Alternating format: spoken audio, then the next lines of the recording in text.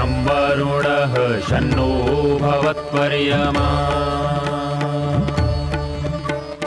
शन्न इन्द्रो बृहस्पतिः शन्नो विष्णुरुक्रमः ॐ शान्ति शान्ति शान्तिः।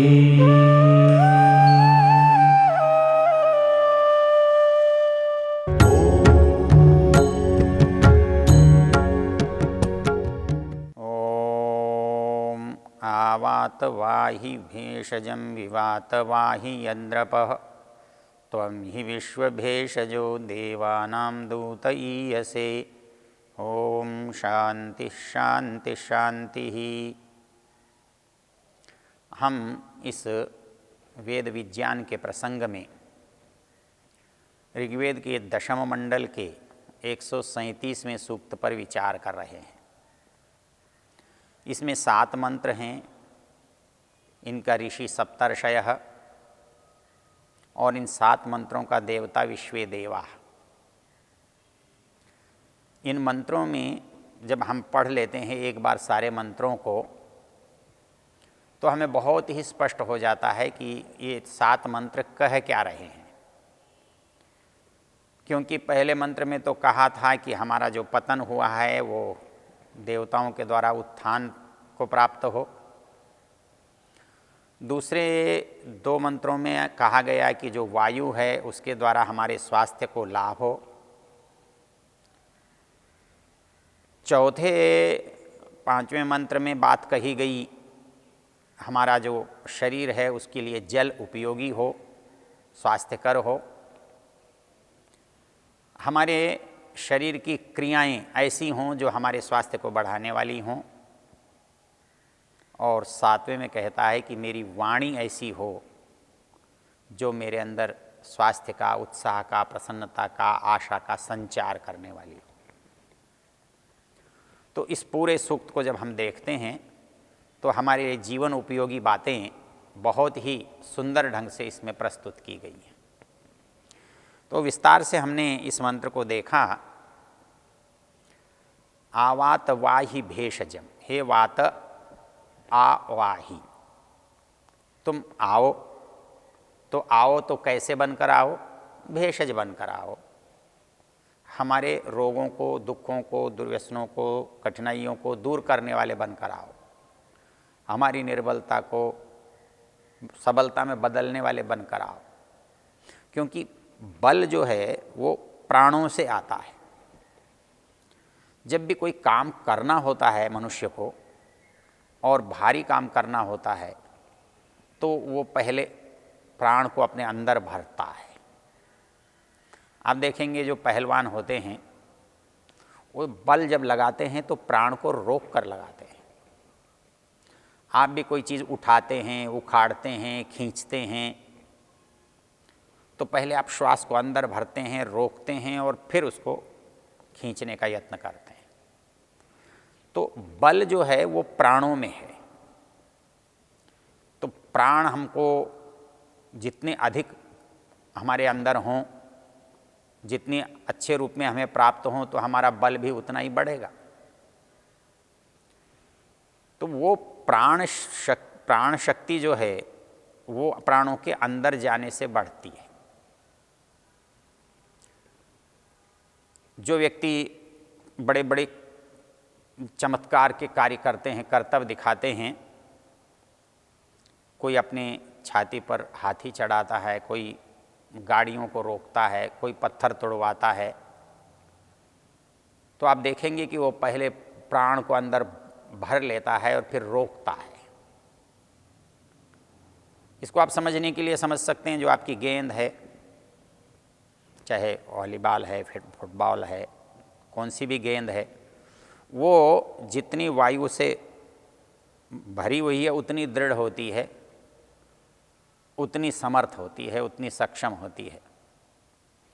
तो इसलिए हमारे ऋषियों ने को कहा कि हमारा जो प्राण है, हमारी जो वायु है, वो हमको बल देने वाली हो, भेषज बनकर आए। आवात वाही भेषजम,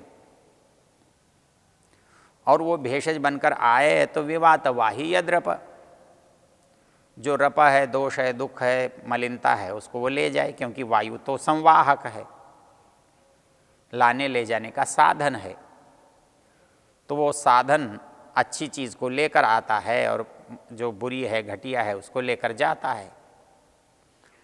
तो वायु हमारे अंदर स्वास्थ्य को लेकर आता है और हमारी अस्वास्थ्यता को, हमारी बुराई को लेकर जाता है। विवात वाही यद्रप त्वं हि विश्वभेषो जो देवानाम दूत ईयसे, तो देवताओं का दूत है, तो विश्व भेषज है। तो इस विश्व भेषज को जब हम शरीर में देखते हैं तो ये अच्छी परिस्थिति में हमारे स्वास्थ्य को बढ़ाने वाला होता है और बुरी परिस्थिति में यही हमारे शरीर के रोग को करने वाला होता है। इसलिए ये नहीं है कि केवल वात है इसलिए आपको लाभ ही होगा। वात है तो अच्छा है, प्राणवायु से युक्त है तो लाभ होगा, नहीं है तो नहीं होगा। उसी तरह से आपकी मलिनता को ले जाने वाला होगा तो लाभ करेगा, नहीं तो केवल आ जा रहा है तो उससे लाभ नहीं होगा। हमारे जो दिव्यता है, देवानाम दूत ईयसे, वो देवताओं का दूत है, दूत बनकर आता है। हम कहते हैं ना, मुसीबत के समय कोई आया तो बोले भाई तुम देवदूत हो। क्यों? कि देवताओं का काम ही दुखों का निवारण करना है, सुखों को प्रदान करना है। तो इसलिए ये वायु जो है देवदूत है, ये हमारे लिए कल्याणकारक है।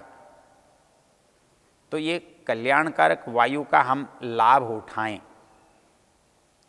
तो इसको कैसे भी लाभ उठा सकते हैं। तो हमने देखा कि भाई व्यायाम के माध्यम से, दौड़ के माध्यम से, प्राणायाम के माध्यम से, उपासना के माध्यम से, ये हमारे स्वास्थ्य का एक सूत्र है। वेद कहता है यदि इस सूत्र पर आप चिंतन करेंगे, इसको अपने काम में लेंगे, इसको प्रयोग में लाएंगे, तो आप क्या होंगे? स्वस्थ होंगे, स्वस्थ होंगे। आप इसको प्राणायाम की दृष्टि से करें, उपासना की दृष्टि से करें, इसको व्यायाम शरीर की दृष्टि से करें, या इसको चिकित्सा में रोग की दृष्टि से करें। जब कोई व्यक्ति रोगी हो जाता है तब भी उसके अंदर विष बढ़ जाता है, तो उस विष को दूर करने के लिए, तो विष को निकालने के लिए हम इसका उपयोग करते हैं। तो इसके लिए कहा जाता है कि जो जो रोगी प्राणायाम करते हैं उनको जल्दी लाभ होता है। सब रोगों में प्राणायाम से तत्काल लाभ नहीं होता है, उल्टा भी हो सकता है। जिनको श्वास लेने में कष्ट हो रहा है वो प्राणायाम कैसे करेंगे, श्वास लिया ही नहीं जा रहा है। लेकिन जैसे हृदय के रोगी हैं, कोई और शरीर की मांसपेशियों के रोगी हैं, तो जिनके कारण से शरीर काम नहीं कर पा रहा है, तो उनमें यदि हम प्राणायाम का उपयोग करते हैं तो वो प्राणायाम का उपयोग हमको निरोग करने वाला होता है। विशेष रूप से जो हृदय रोग वाले हैं, यदि वो चिकित्सक के निर्देशन में, किसी साधक के निर्देशन में प्राणायाम का उपयोग करते हैं, तो उनके अंदर के जो रुकावटें हैं, जो विजातीय तत्व हैं, वो अवश्य शीघ्रता से नष्ट हो जाते हैं। इसलिए चिकित्सा का जो मुख्य व्यापार टिका हुआ है, क्योंकि कफज रोगों में भी वात की आवश्यकता है और पित्तज रोगों में भी वात की आवश्यकता है। पित्तज रोगों में वात के बढ़ने से पित्त और अधिक बढ़ेगा, क्रियाशील होगा। कफज रोगों में वात के न होने से उसका निस्सारण नहीं होगा, उसका बाहर निकलना नहीं होगा। इसलिए चाहे जलीय तत्व की ओर वात जुड़े या आग्नेय तत्व की ओर वात जुड़े, यदि हमें उसका उपयोग करना है तो ये दोनों ही जगह उपयोग में आ सकता है। इसको यदि हम अच्छी तरह समझ लें तो ये सूत्र हमारी समझ में आ सकता है, ये मंत्र हमारी समझ में आ सकता है।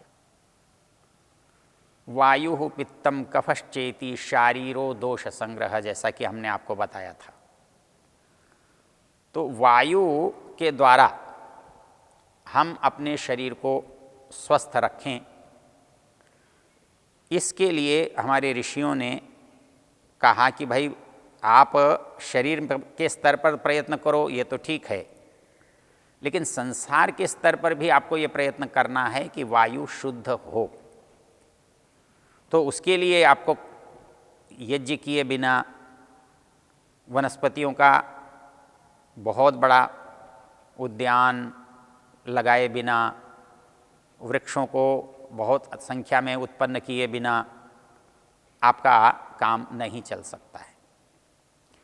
तो इसलिए वेद ने इस मंत्र के माध्यम से हमको उपदेश दिया है, आदेश दिया है, चेतावनी दी है कि यदि हम चाहते हैं शरीर से, मन से, बुद्धि से, आत्मा से स्वस्थ रहें, तो भगवान की दी हुई इस सामर्थ्य को, इस शक्ति को स्वीकार करें और इसका सदुपयोग करें। आवात वाहि भेषजम विवात वाहि यद्रप त्वम ही विश्व भेषज देवानाम दूत ईयसे। ये चीज़ हमारे लिए लाभदायक कैसे हो, तो वो कहते हैं कि इसके लिए अगले मंत्र में 2 शब्द डाले हैं, शंताति भी अरिष्टताति भी। अर्थात जो भी क्रिया हो, शम, हमारे यहाँ शब्द शम और स्वस्ति 2 शब्द काम में आते हैं। यज्ञ करते हैं तो शांतिकरण में शम का प्रयोग करते हैं, स्वस्ति वाचन में स्वस्ति का प्रयोग करते हैं। सामान्य रूप से लगता है तो एक जैसा ही अर्थ है, लेकिन 2 शब्द हैं, दोनों अलग अलग प्रयुक्त हुए हैं, तो कुछ अंतर तो होना चाहिए। 2 शब्द होते हैं तो कुछ न कुछ उसका भाव बदलता है।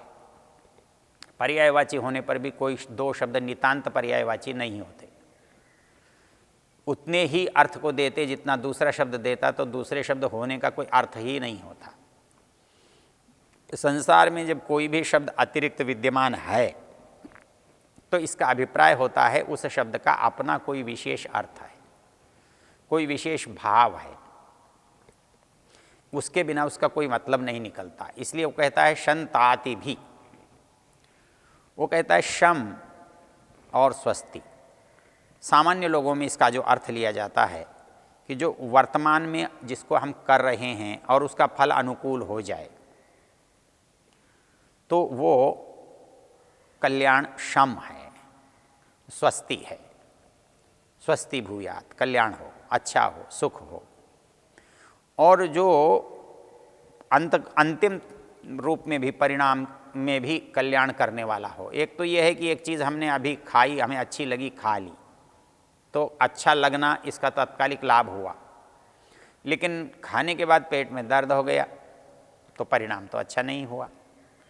तो जो वस्तु जिसका हम उपयोग करें वो ऐसी हो जो वर्तमान में भी अच्छी हो और उसका परिणाम भी अच्छा हो। इसलिए हम परमेश्वर से प्रार्थना करते हैं कि भाई स्वस्ति भी हो और शम भी हो। शास्त्रों में ऐसे सुख की कामना नहीं की गई जो अभी सुख है, क्योंकि दुनिया में ऐसी कोई चीज़ नहीं है जिसको कभी न कभी कुछ न कुछ सुख न दे। हर काम चाहे वो कितना भी बुरा है वो आदमी करता ही इसलिए है कि उसको उसमें सुख लगता है।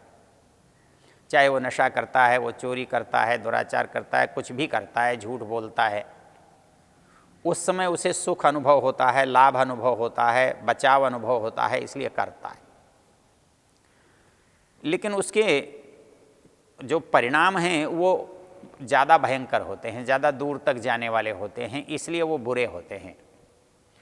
क्योंकि जो इसकी परिभाषा गीता ने बहुत सुंदर की है, वो ये कहता है कि जो तत्काल हमें लगता है सुख, वो बोले अच्छा नहीं है, वो राजस है। लेकिन जो परिणाम में अच्छा है, जो अंत में जाकर अच्छा होता है, प्रारंभ में चाहे थोड़ा सा कष्ट ही क्यों न हो, वो सुख बोले सबसे अच्छा है। एक बड़ा प्रसिद्ध श्लोक है, यत्तदग्रे विषमिव परिणामे अमृतोपमम तत्सुखम सात्विकम प्रोक्तम आत्मबुद्धि प्रसादजम। वो कहता है कि जो तत्काल सुख दे रहा है उसका परिणाम अच्छा नहीं होगा, इसलिए वो राजस है। तो सात्विक कैसा होगा? वो कहता है कि यत्तदग्रे विषमिव, ऐसा हो सकता है बहुत ही बुरा लगे, जैसे कोई कड़वी औषध। आप किसी रोग से मुक्ति पाना चाहते हैं तो उसकी औषध है, लेकिन वो कड़वी है। तो यदि आप उस कड़वी औषध को ये सोचें कि कड़वी है इसलिए खराब है, नहीं लेंगे, तो आप रोग से मुक्त नहीं हो सकते। आप रोग से मुक्त होना चाहते हैं तो कड़वी औषध का उपयोग तो करना ही पड़ेगा। आप स्वस्थ रहना चाहते हैं, दिनचर्या को ठीक रखना चाहते हैं, तो आपको प्रातःकाल शीघ्र उठना ही चाहिए, उठना पड़ेगा। लेकिन प्रातःकाल उठना सबसे भयंकर लगता है, बड़ा कष्टकर लगता है। कोई मनुष्य कितना भी बलवान, समर्थ, विद्वान हो, वो इस बातों पर नियंत्रण कर सके बड़ा कठिन होता है कि वो अपने आलस्य पर, नींद पर नियंत्रण कर सके। आदमी हजारों बार सोचता है कि मैं सवेरे जल्दी उठूंगा और ठीक से सब काम करूंगा, लेकिन जब सोता है, सोता हुआ होता है, तो उसे कोई उठाए तो उसे बुरा लगता है, दुख लगता है, शत्रुता लगती है, लेकिन परिणाम में अच्छा नहीं है। तो यत्तदग्रे विषमिव परिणामे अमृतोपमम, लेकिन परिणाम बहुत अच्छा है। तत्सुखम सात्विकम प्रोक्तम आत्मबुद्धि प्रसादजम। तो उसकी सबसे बड़ी विशेषता क्या है? कहता है वो जो सुख है वो सात्विक कोटि का है। उसकी पहचान ये है कि वो शरीर को भी सुख देता है और शरीर के साथ साथ तत्सुखम सात्विकम प्रोक्तम आत्मबुद्धि प्रसादजम, वो मेरी आत्मा को, मेरी बुद्धि को, मेरे मन को, मेरी इंद्रियों को भी प्रसन्नता देता है। तो जो प्रयत्न हम प्रारंभ में करते हैं और वो परिणाम तक सुख देने वाला हो, तो इसलिए वेद कहता है आवात वाहि भेषजम विवात वाहि यद्रप त्वं हि विश्व भेषज देवानाम दूतय्यसे। तो ये मेरी वायु देवताओं का दूत है, इसलिए मुझे इसका अच्छा सा उपयोग करना है। यही इस मंत्र का भाव है। ओम।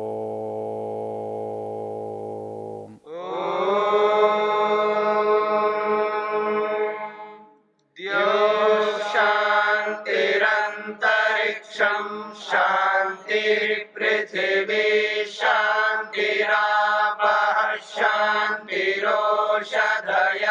शांतिः वनस्पतयः शांतिर्विश्वे देवाः शांतिर्ब्रह्म शांति सर्वं शांति शांतिरेव शांति क्षमा शांतिरेधि। ओम शांति शांति शांति।